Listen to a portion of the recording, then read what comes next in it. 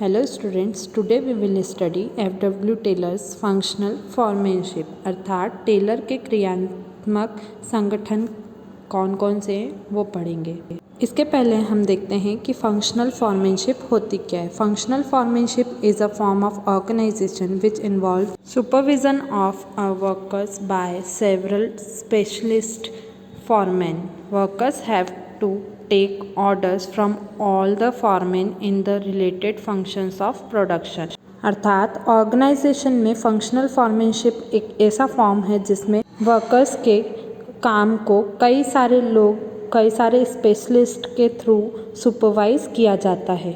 साथ ही साथ वर्कर्स को भी सभी सुपरवाइज़र और सभी फॉरमेन्स से ऑर्डर लेने होते हैं और ये ऑर्डर सभी प्रोडक्शन से रिलेटेड होते हैं। साथ ही साथ सभी वर्कर्स को रिपोर्ट भी सभी फॉरमेन्स को देना होता है। इस फंक्शनल फॉर्मेनशिप में 8 मैनेजर्स होते हैं जिनके अंडर में वर्कर्स वर्क करते हैं। ये 8 मैनेजर कौन कौन से हैं अब हम देखते हैं।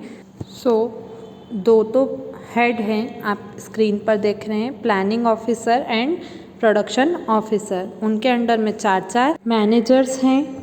फंक्शनल फॉर्मेनशिप में टोटल 8 मैनेजर्स के रूप में वर्क करते हैं और वर्कर्स से काम करवाते हैं या वर्कर्स से अपना वर्क कंप्लीट करवाते हैं।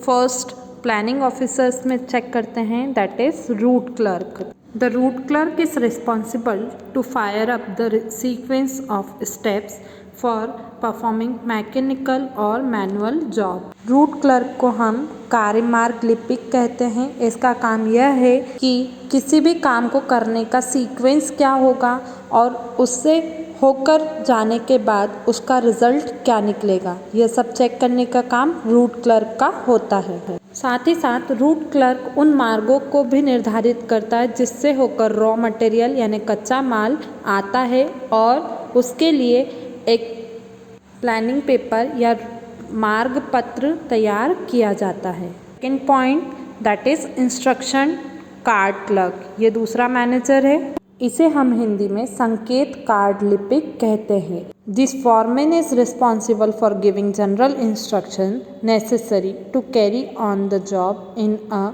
Specific manner. अर्थात इस लिपिक का काम या कार्य श्रमिकों के संकेत कार्ड तैयार कर उन्हें टोली नायक के सुपुर्द करना होता है। अर्थात काम करने के जितने भी इंस्ट्रक्शंस होते हैं उनको तैयार करना और उनको कर्मचारी यानी वर्कर्स तक पहुंचाने का काम इंस्ट्रक्शन कार्ड क्लर्क का होता है।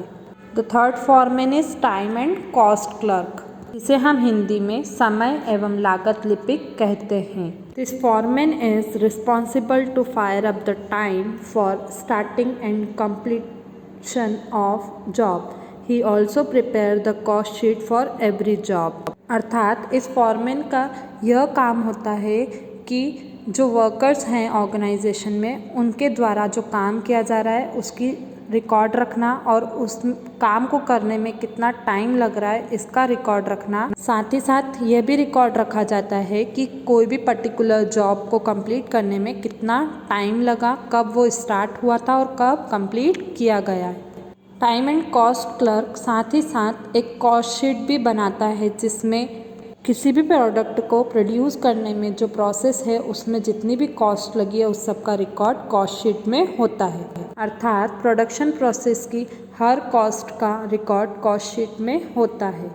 Now the next foreman is disciplinarian, जिसे हम हिंदी में अनुशासन लिपिक कहते हैं। This foreman is responsible for performance of job in orderly and systematic way. अर्थात ऑर्गेनाइजेशन में अनुशासन को बनाए रखना, झगड़ों का निपटारा करना और दंड की व्यवस्था करने का काम डिसिप्लिनरीज का होता है। डिसिप्लिनरीज फॉरमैन ऑर्डर और सिस्टमेटिक वे में काम करवाने के लिए रिस्पॉन्सिबल होते हैं। These are the parts of planning officer. Now we will study about production officers. In production officers there are 4 types, that is speed boss, gang boss, repair boss and inspector. First is speed boss. This foreman assure timely completions of job. अर्थात उत्पादन की योजनाबद्ध रफ्तार बनाए रखना, देरी के कारणों को खोजना और उनको दूर करने का काम स्पीड बॉस का होता है। Next is gang boss. He arrange all the machineries, tools and other resources required for the performance of the job so that there is no delay। अर्थात काम करने के लिए श्रमिक, मजदूर, मशीनों, साधनों और औजारों को उपलब्ध कराने का काम गैंग बॉस का होता है। Next foreman is repair boss. This boss ensures that machines and tools are kept in working condition. If they are not in working condition, the responsibility of the repairing tools and machines are the repair boss. अर्थात repair boss को यह सुनिश्चित करना होता है कि जो machines हैं, जो औजार हैं, टूल्स हैं, वो सब वर्किंग कंडीशन में हैं। ज़रूरत पड़ने पर उनका यूज़ किया जा सकता है। अगर वो कंडीशन में नहीं है, यानी वो चालू नहीं है, तो उसको सुधरवा कर चालू करवाने का काम भी रिपेयर बॉस का ही होता है। Now our next foreman is inspector. This boss keep a check on quality, control of the output. अर्थात इस फॉरमैन को यह सुनिश्चित करना होता है कि जो प्रोडक्शन हो रहा है वो बेस्ट क्वालिटी में हो रहा है और उस क्वालिटी को मेंटेन रखने का काम भी इंस्पेक्टर फॉरमैन का ही होता है। साथ ही साथ इंस्पेक्टर फॉरमैन को यह भी सुनिश्चित करके रखना होता है कि क्वालिटी में कोई भी चेंजेस ना आए। अगर चेंजेस आते हैं तो उसको भी सुधारने का काम इंस्पेक्टर फॉरमैन का होता है। Now the next and the last is workers. The workers has to take order from all these 8 managerial foremen. And Taylor has emphasized that when every foreman will instruct an order, the workers' efficiency will improve. अर्थात Taylor ने कहा है कि अगर हर foreman अपना instruction proper order में देगा और वर्कर्स को प्रॉपर इंस्ट्रक्शन हर फॉरमैन देगा तो वर्कर्स की इफ़िशियंसी इम्प्रूव हो जाएगी। ये टॉपिक हमारा यहीं कंप्लीट होता है, साथ ही साथ हमारा ये चैप्टर भी यहीं पर कंप्लीट होता है। Thank you.